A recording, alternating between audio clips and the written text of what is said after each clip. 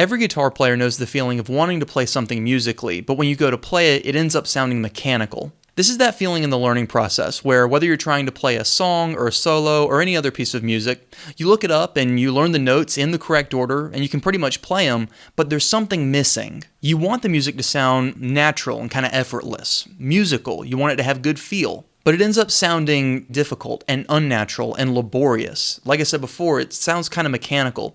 It's like you can hear yourself thinking about what to play.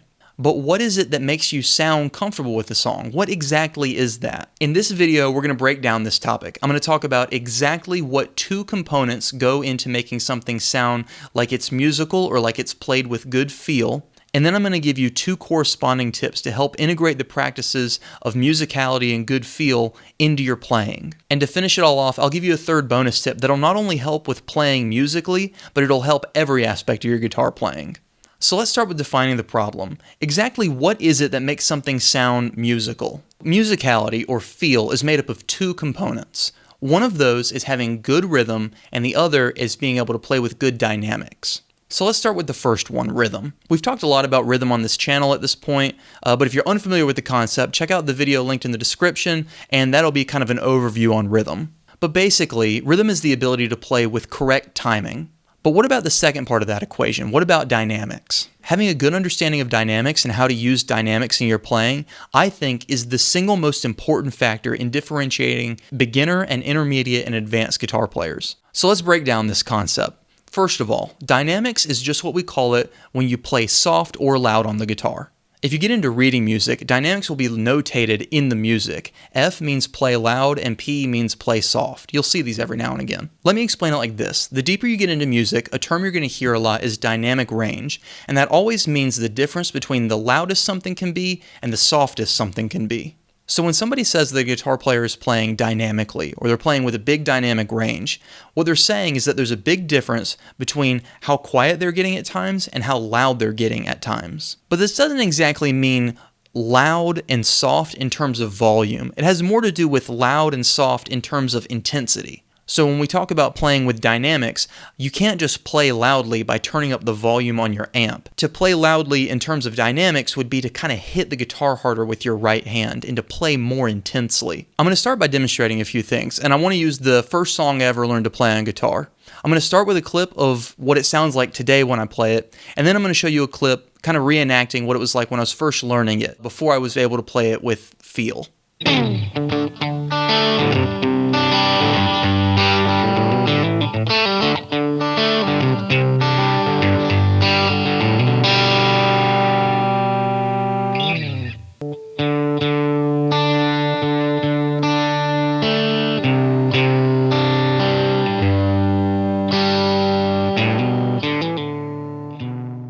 So if you look back at the example, in the second clip where I'm playing mechanically, I'm playing with poor rhythm. Some parts of the excerpt are fast and some are slow, and the notes are generally not the correct time distance away from each other. So how do we fight this? The only real way to learn how to play with good rhythm is to practice with a metronome. A metronome is just a device that keeps a steady beat, and you don't have to go out and buy one. There's literally one built into Google if you just look up the word metronome. Now, this is not revolutionary advice. You hear practice with a metronome all the time in the music world for every instrument. But there's a big difference between hearing this and thinking it's good advice and actually doing it. The reason so many beginner and intermediate guitar players have poor rhythm is because almost nobody practices with a metronome. And I get it. It's about the most uninspiring thing you can do on guitar. It's very monotonous and it's difficult and it's boring. But if you want to speed up that process from playing mechanically into playing musically, you've got to learn to practice to a metronome. So that's rhythm, but what about the second component to playing musically? What about dynamics?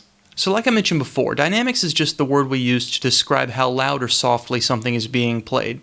And it's clear from the clips that playing something with a large dynamic range generally sounds more musical. But there's something I want to point out here that's specific just to the dynamic playing of guitar players that doesn't really apply to other instruments. I mentioned earlier a song sounding more comfortable. A big factor when it comes to making a song sound comfortable or effortless or more natural is confidence. It's that sounding of confidence. And for guitar players, that almost always means playing it louder. So I know that I said before that you should play with a lot of dynamic range, and you should, but something that intermediate and beginner guitar players don't really get right is they're almost definitely not playing loud enough. In fact, in my own personal experience, I've never met a beginner or intermediate guitar player who is really playing hard enough. They're not playing loud enough. And this makes sense when you think about it. If you think about human speech for a second, when humans are confident to say something, we usually say it louder and we pronounce it a little bit better. But when we're not confident, we usually kind of say it a little bit quieter and it doesn't sound very confident. But if I sit here in a spare bedroom and I talk way louder than I normally would at a camera lens, it makes my guitar advice sound a lot more authoritative and confident. The same thing happens when we play guitar. When you know what you're going to play and it sounds confident, you're going to play it a lot harder and louder. But when you don't really know what you're going to play, you're kind of unsure of yourself, you're going to play it a lot softer. So you got to learn to play harder and louder to sound confident and have a lot of dynamic range, because you're already quiet enough, but you got to learn to play loud enough. So I'm going to demonstrate a couple of things now that'll help you play louder. Okay, I want to demonstrate some stuff related to dynamics for you guys. Number one is, like I mentioned before, dynamic range is the difference between how softly you can play and how loudly you can play. And you can see that it has a little bit more to do with intensity than it does just volume. Something I see with a lot of beginner and intermediate guitar players is they can play quietly just fine, but they actually struggle when it comes to being able to play loudly. So their dynamic range on the quiet side is pretty good, but they lack having a lot of volume, and because they can't get super loud, it kind of shrinks their dynamic range a little bit. The first thing you can do is just dig in harder with your right hand. Don't be afraid of the strings. They're probably not going to snap. I mean, don't, grab them and yank them off the guitar. That's not going to work. But there's obviously a difference between this and this. And I'm just being a little more pointed and a little harder with my right hand. The other thing you can do to focus on your dynamic playing is learn how to do a technique called raking or rake picking. I'm going to demonstrate it really quick and then I'll tell you how to do it. I'm in the A minor pentatonic scale here, and I'm targeting this note here on the G string. What you might notice that I'm doing is very quickly, I'm hitting and muting the low E string, the A string, and the D string before I finally get to the G string and let it ring out. This is called raking because you're kind of raking across the strings and it's muted. What it does is it creates a little bit of that percussive hit a split second before you get to the note. And that can kind of add a lot of body to the note, and it also allows you to hit the note harder, which, like I mentioned before, is good for your dynamics. The way I'm muting those strings is I'm using a combination of my left hand and my right hand. So with my left hand, I'm really just using my thumb to kind of mute the low E string. But for the other strings, I'm using the fleshy part of my right palm here on the edge, and I'm gently resting it on those strings so that they're muted.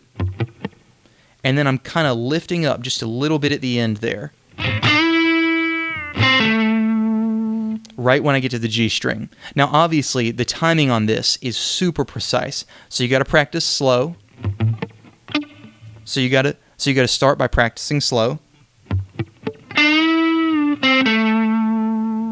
But you'll get faster and faster and it'll become more and more natural. Think of rake picking as a sort of a hybrid between regular picking and strumming. You can also do rake picks going up, like I did in the demonstration. This was a down rake pick, but this, right there,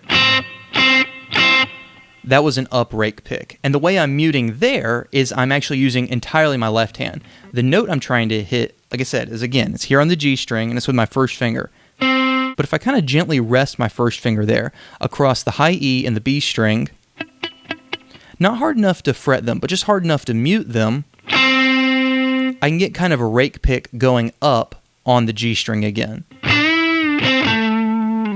So the whole point of rake picking is to help improve your dynamic range because it'll allow you to hit the notes harder. If you practice these two things, which is rake picking and then just regular picking, but you dig in a little bit more, that'll increase your dynamic range by increasing the maximum intensity or volume you can get on the high end. And the reason we practice that side of it is because it's a lot harder to play louder than it is to play softer. You can always dial the power back, but it's harder to dial in more power if you don't already have that in your right hand.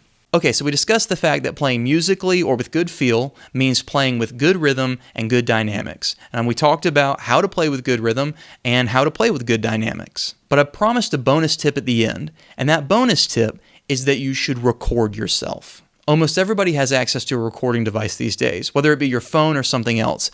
Use this to record clips of yourself playing and watch them back, and you will be surprised at how many flaws in your playing you get to hear when you can hear a recording of yourself. It's kind of like hearing a recording of your own voice. You know how everybody cringes at that? It'll be like that, but for your guitar playing. The only difference is, unlike your voice, you can improve your guitar playing, which is exactly what you should do. You'll very likely notice that you're not playing with good rhythm and that you're probably playing with poor dynamics. And the reason I say this is a bonus tip is because, yes, this will help you play more musically, but it'll also help every single aspect of your guitar playing.